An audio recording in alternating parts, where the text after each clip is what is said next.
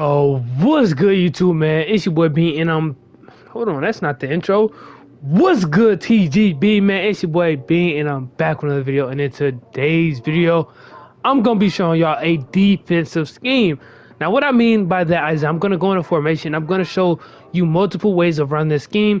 But as y'all can clearly tell, man, I am on current gen today, so this is a current gen defensive scheme, man. You know I gotta show some love to all my current gen players. And so yeah, so let's go ahead and hop right into the video. Alright, y'all boys, for this video, we're gonna be in the formation nickel 3-3-5. Now, I know this is a very popular formation, so this is a surprise to me that I haven't made a video on this yet.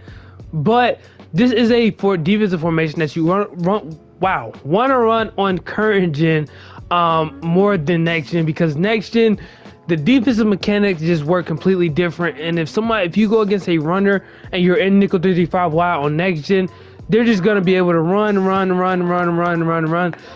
especially when you make those subs that I'm gonna make here.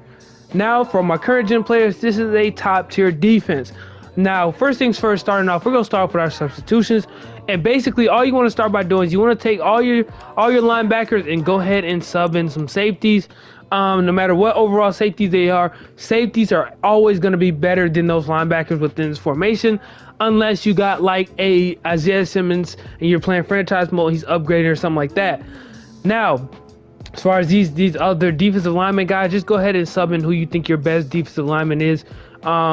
And so now we have 3 safeties at our linebacker position, and then we have, you feel me, everything it covers right now are DBs, man, and that's why this formation is so nice. Now, on next gen, you wouldn't be able to do this for the simple fact of they kind of fixed the mechanics where safeties they can't hold their own against offensive linemen, but fortunately in current gen they do. Now, today's video, there's going to be a few plays that I'm going to be going over. First one being cover 3 sky drop, and then we're going to go over our man cover 1 contain spy. And those are the main 2 plays you want to call in Tampa 2. Those are the 3 plays I'm going to be going over. Those are my 3 main coverages I like to call throughout this defense, just for the simple fact of they straight straps, man. Now, if you need to call this cover for a drop, go ahead and call it by any means necessary. But this is a play that you just call stop at the end of quarters and things like that. You don't want them to go deep. So I'm not going to be showing that in this video. But let's go ahead and head into our first play setup for our first play.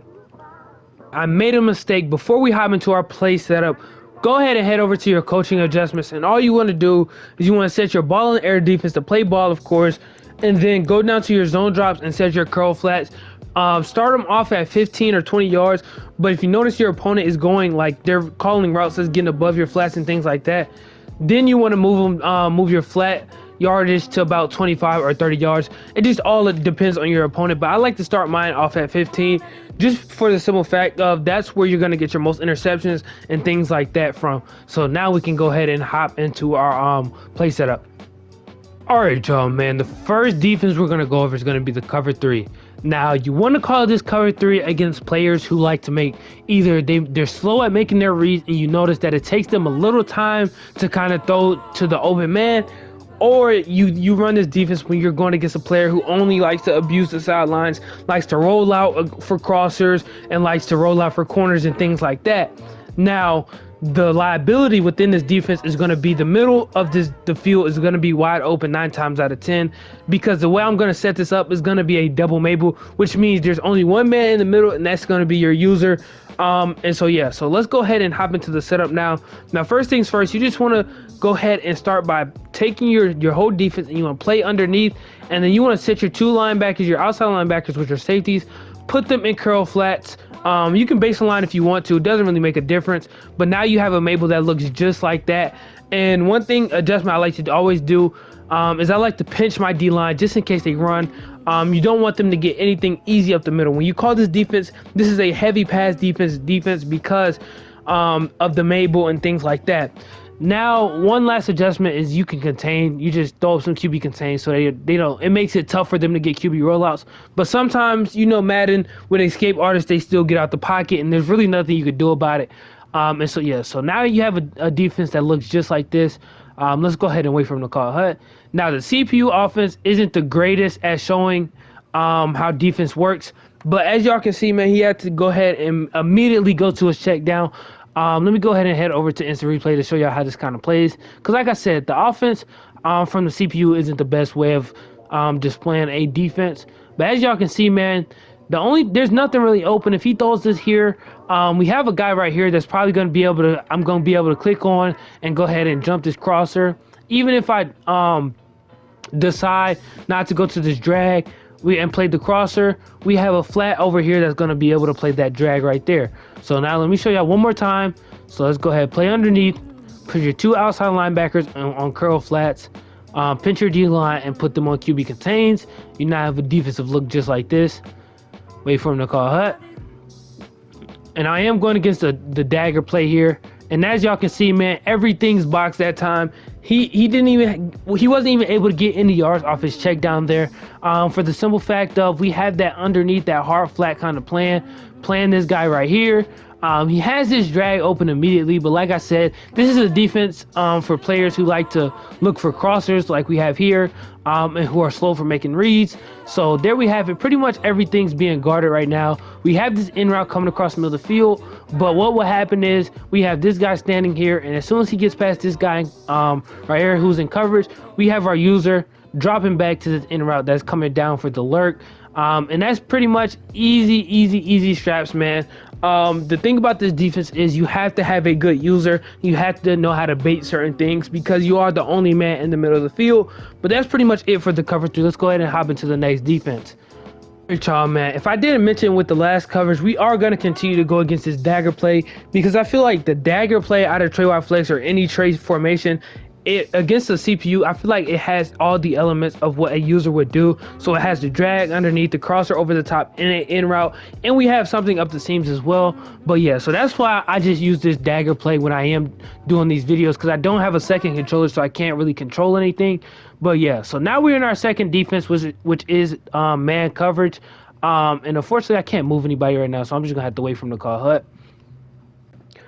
All right, y'all, man, we back after EA just kind of glitched on us, but here we are in our second defense, which is going to be man coverage. Now, this is going to be simple and sweet to the point.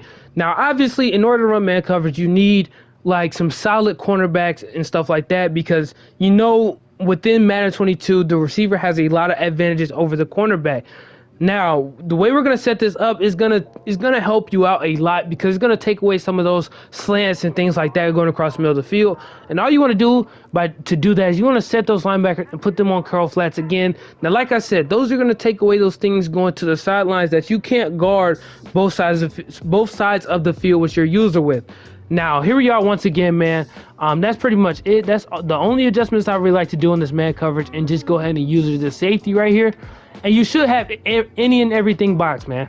And the reason I like this so much is because even if this linebacker is manned up with the running back, it's a safety, so he's not at any disadvantages at all. If anything, he has the advantage because he's a safety going against a halfback. Let's go ahead and wait for him to call hut. So boom.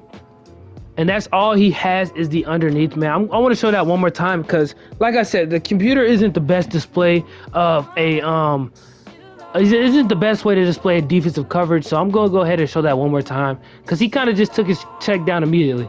But here we have it once again.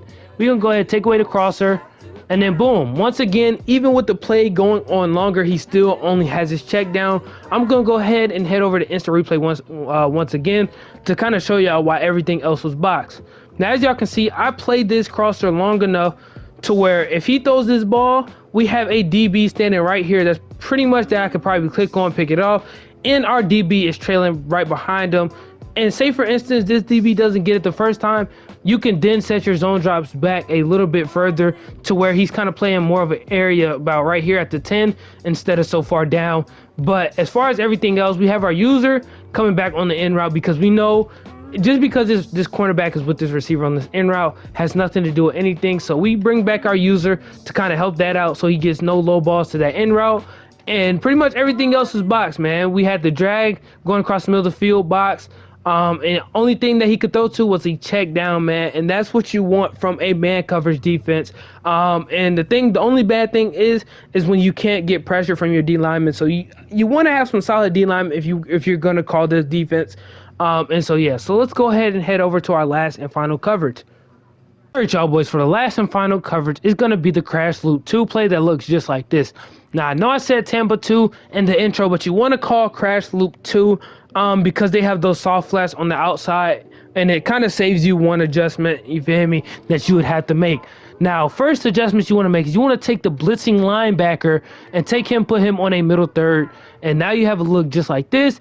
Then you want to take the opposite safety of that linebacker and put him on a curl flat, and then take the outside corner, put him on a outside third. You now have a look just like this, man, and if you want to, you can do whatever you want with the safety as far as deep blue coverages, so you can put him on a inside quarter if you want to. It just all depends on what your opponent is doing, but I like to just leave him on this deep half just in case. I don't want any match coverage to kind of sell a touchdown or anything like that, but you just want to take this guy, the other guy blitzing, the other cornerback blitzing, and you want to user him, and you should have pretty much everything locked up. I wouldn't say everything because there's no perfect defense, but a lot of the stuff that would be open against normal coverages aren't going to be open.